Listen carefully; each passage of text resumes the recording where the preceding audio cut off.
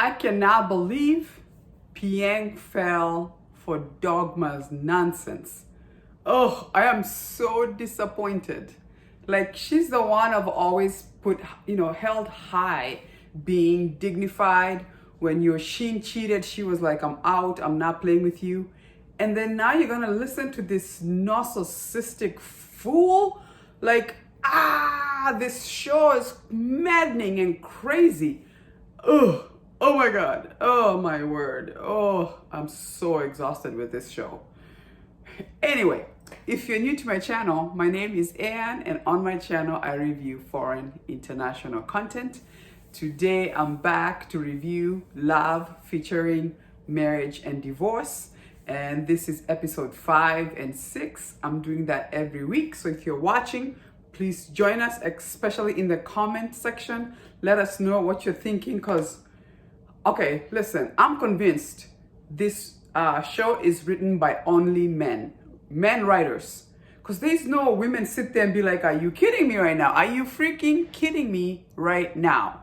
First of all, like, episode 6 was the most longest, indulgent, exhaustive episode between these two back and forth when they're having that 10-course meal, whatever that was, and him talking about love like he's talking about a textbook, almost like he has these writers, whoever the writers are, have never experienced love.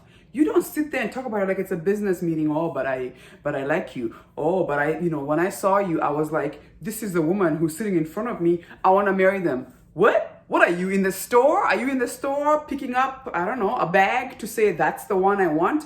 She's a human being who's got thoughts, who's got ideas, who's got her own free will, but it looks like you don't care. You just want to tell her, you are the one I want. You're the one I want. And by the way, when he said, the reason why I'm so attracted to you is because when we were at the golf course, I heard you talk about your divorce without, caring about what people thought about you. And then when you're having that cryotherapy, you screamed. It just sent chills down my spine. What? Who writes that? Like, what? And then, so she's just supposed to be like, oh yeah, I'm so in love with you. Let me fall in love with you.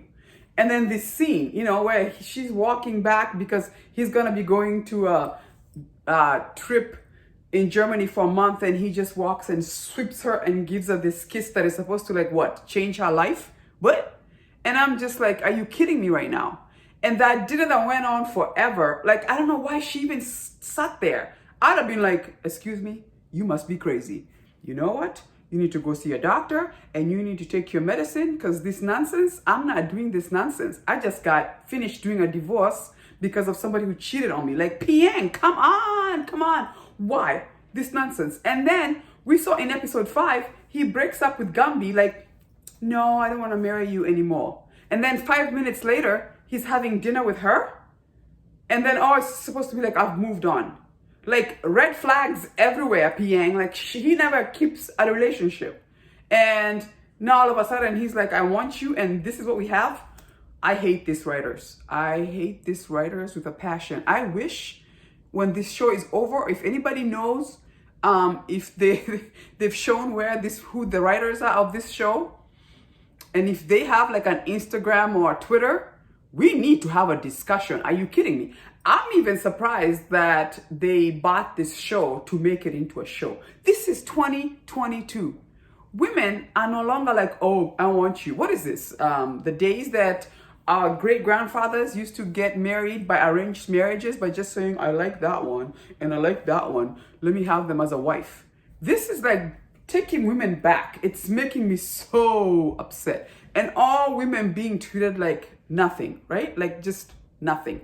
I mean, even the little grandma, what's her name? Dogme, being beat up by Mr. Seo because he was possessed by the grandpa, was like, really? Violence? You just couldn't tell her, I know what you did and I don't appreciate that you let me die. You have to beat her up. I'm like, this, as women, it's just sending us so much back. And by the way, I'm so glad that crazy grandpa is gone. I would never want to see that ghost ever again. That's just creepy and unnecessary, not needed at all. And then dude over here, tells Piang, oh, call Gia, take her to the amusement park. And so then he's creeping around, dressed as a pirate, just watching them, so creepy. When they eat ice cream, he eats ice cream. What kind of nonsensical nonsense is this? And then Mr. Seo and Si-eun, I'm glad their relationship now is in the open and now they're really talking really well. But still, they're still so stiff. I don't get it. And the one part where I thought he went into the elevator, which the viewers are supposed to assume that they were kissing, why didn't they not show us that? So at least we can feel like the relationship is more convincing, right? Like right now it's just so robotic. Like, oh, are you going to your friend's funeral? Oh, I'm so sorry to hear that. Oh, maybe we should get together. Like, where is the love? Where is the looseness? Where is the, kidding around? When you're in love, how you kid around with somebody, it's not so. What is this? What is going on? Just crazy. And then you got Bo, what's her name? Bo Hairi over there, just jealous because Seo-eun ended up dating Mr. Seo. I mean, where she was just like, how could you not tell me? You're like my big sister. And I'm like, why are you so entitled? Why does she have to tell you anything? Why does she? And then she shows up at her ex-in-laws drunk and now is interested with the baby. Oh, can I feed the baby? It's like, oh, so what? Are they supposed to get back together because of this baby? These writers, frustrating. Episode 5 and 6, once again, I keep asking myself, why are we watching? Maybe we are watching because we love a train wreck. Maybe I keep thinking it's gonna get better and it just keeps disappointing me every episode and I don't understand what's going on. Worst writers ever, like what is going on? And like, any of you ever date? In the production, is the director, anybody, a woman in the whole production, the director, the producers, the writers, anybody to say, that's a little too far off. There is no way that would happen in real life where a man just sits there and tells you, yeah, the woman sitting in front of me is the one I want to marry. Almost like you're picking a bag, like she doesn't have her own opinion. What? How is it supposed to be romantic? It makes the Korean men look the most unromantic people and you would never want to date them ever. Like that's such a terrible light to put on Korean men. Thankfully, we've seen so many other Korean shows to know that's not how it is. But, okay. All right, I'm off my soapbox. I am done complaining. Did you watch? What do you think? What is going on? Like, I don't know. Crazy. Anyway, I'm always interested to hear what you have to say in the comments. I cannot wait to hear if you're as frustrated and as upset as I am. But I'll see you again when I review it next week for episode, I believe it's 7 and 8. And here's to hoping that this starts to get better and looking more natural, right? Otherwise, I'm just like, this is the most male chauvinistic show ever.